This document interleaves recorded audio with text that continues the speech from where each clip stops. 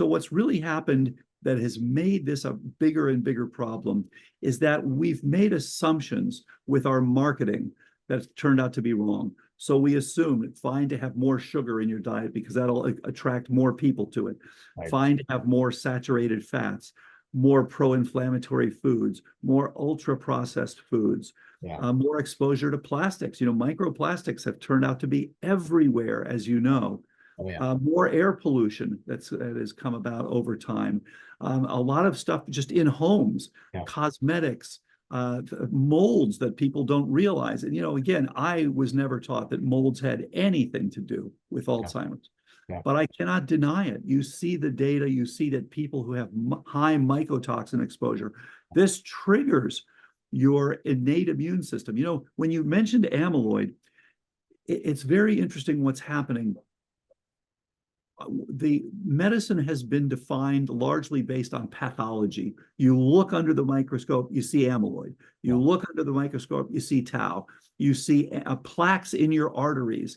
You think that these things are the cause, but these things are your body's response to the insults that it is having to deal with.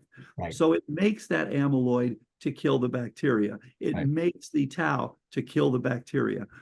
It's making these plaques because of damage to the arterial walls.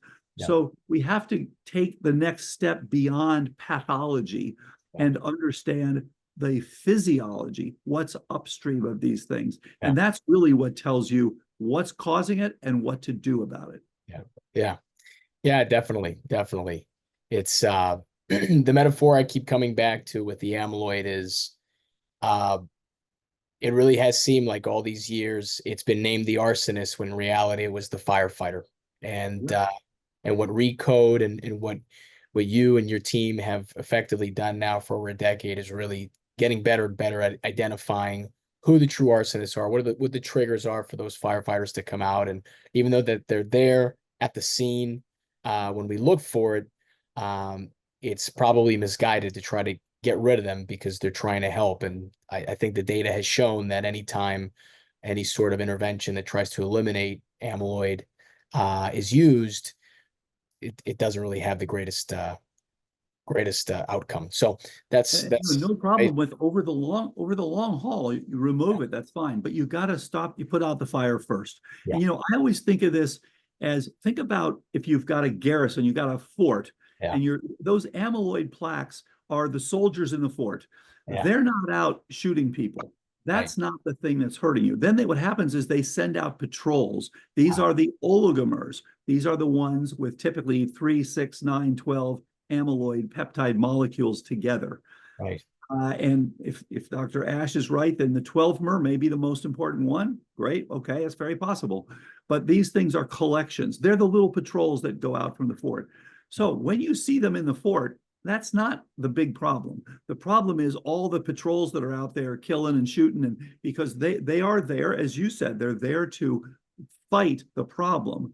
But in so doing, they are also pulling back on the synapses. So we want to do both. We want to get rid of the upstream causes, and then we want to put these guys back in the fort so that they're not out there pulling things, hurting anybody. But then ultimately, if you want to then take away the fort in the long run, no problem.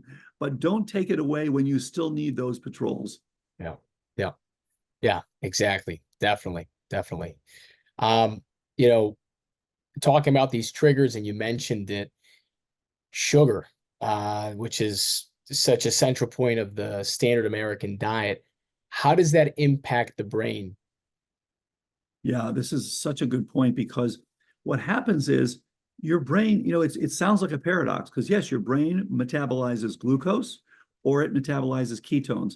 And in the perfect world, you got both going. You go back and forth. You have metabolic flexibility, as my wife, Dr. Lachine, taught me many years ago. So you can go back and forth between these glucose ketones. What happens, unfortunately, is that virtually all of us, as we get a little older, we tend to start losing both of those. We become insulin resistant because of our standard American diet and standard American lifestyle.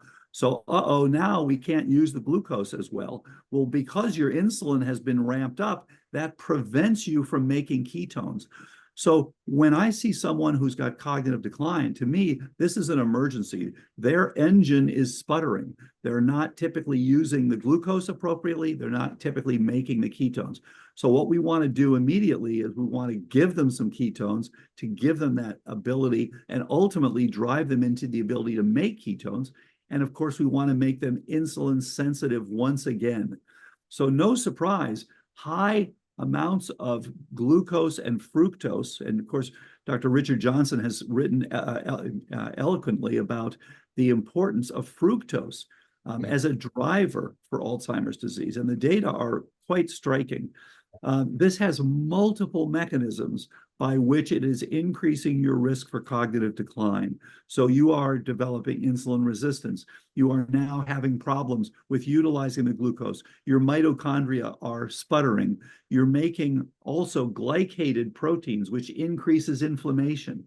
So you've got multiple mechanisms that drive it. You almost couldn't design a better way to give yourself Alzheimer's than to have plenty of high fructose corn syrup and sucrose and things like that in your diet.